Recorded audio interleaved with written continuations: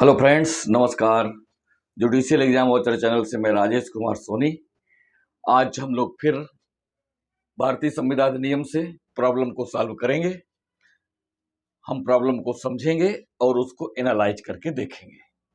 तो हमारी प्रॉब्लम है, किसी विवाहित महिला को ऋण देने का अनुबंध इस प्रतिफल के साथ, प्रतिफल पर ध्यान दीजिएगा, इस प्रतिफल के साथ कि वह अपने पति से तलाक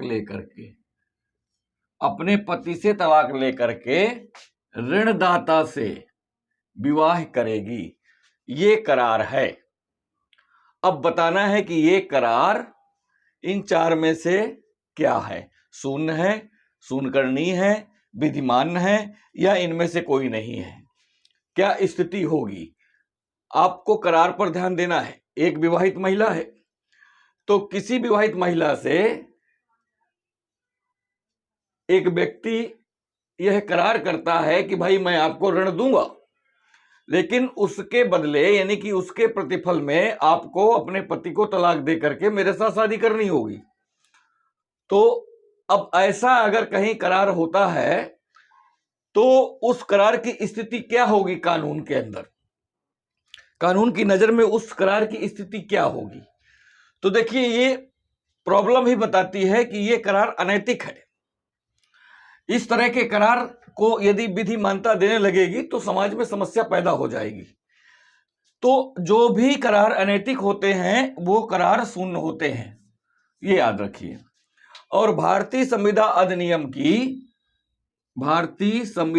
अधिनियम का जो सेक्शन 23 है वो बताता है कि कौन से करार विधिमान होंगे, कौन से करार वैध होंगे और कौन से करार वैध नहीं होंगे। यानी कि करारों के उद्देश्य के संबंध में बताती है सेक्शन 23 कॉन्ट्रैक्ट एक्ट का। ये बताती है कि कौन से करार विधि पूर्ण होंगे और कौन से करार विधि विरुद्ध होंगे, ऐसा भी हम कह सकते हैं। यानी कि वो सारे करार जिनका उद्देश्य विधि द्वारा निषिद्ध, अगर वो करार विधि द्वारा निषिद्ध है तो भी शून्य होगा। अगर वो करार विधि के उपबंधों को विफल करने वाला है तो भी शून्य होगा। धारा 23 में ही बताए गए हैं, गिनाए गए हैं। अगर वो करार कपटपूर्ण है तो भी शून्य होगा। किसी अन्य के शरीर या संपत्ति को क्षति पहुंचाने वाला हो, ऐसा करार हो, वो करार भी शून्य होगा। अनैतिक हो तो भी शून्य होगा तथा लोकनीति के विरुद्ध हो तो भी शून्य होगा। यानी कि सेक्शन 23 बताती है कि अगर करार इस तरह के हैं या करारों का उद्देश्य इस तरह का है तो वो करार शून्य होंगे। और यहां पर जो हमारे सामने करार है वो अनैतिक है। तो ये करार अनैतिक होने के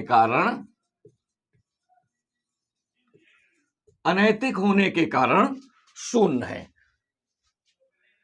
तो ये थी भारतीय संविधान अधिनियम के अंतर्गत एक समस्या जो धारा 23 से संबंधित थी। हम करते क्या है कि एक ही प्रॉब्लम को लेकर के पकड़ लेते हैं, जबकि हमें चाहिए कि अगर एक प्रॉब्लम मिल गई है तो अभी जो शून्य करार की बात की गई है तो हमें ये चाहिए कि कितने तरह से शून्य हो सकता है कोई करार। वो तरीकों को अगर आप समझ लेते हैं तो यहां पर समस्या कोई भी लिख सकता है, कुछ भी लिख सकता है। आपको उसके मूल में जाना चाहिए और देखना चाहिए कि जो भी प्रॉब्लम हमारे सामने है उसमें अंतर्निहित क्या है। क्या इनमें से कुछ अंतर्निहित है, क्या इनमें से कुछ दिखाई दे रहा है। अगर दिखाई दे रहा है तो उसको आप शून्य टिक कर दीजिए। यहां लिखे कुछ भी, सिचुएशन कुछ भी लगाए, लेकिन वो होगी धारा 23 के अंतर्गत यदि है तो ये 6 चीजों में से कोई एक चीज दिख रही होगी। तो अगर आपको ये 6 चीज पता है तो यहां किसी भी तरह का कुछ भी लिखा हो, अगर ये 6 चीज में से कोई एक चीज इसमें दिख रही है तो धारा 23 के अंतर्गत आप उसको शून्य बना सकते हैं। Thank you for watching.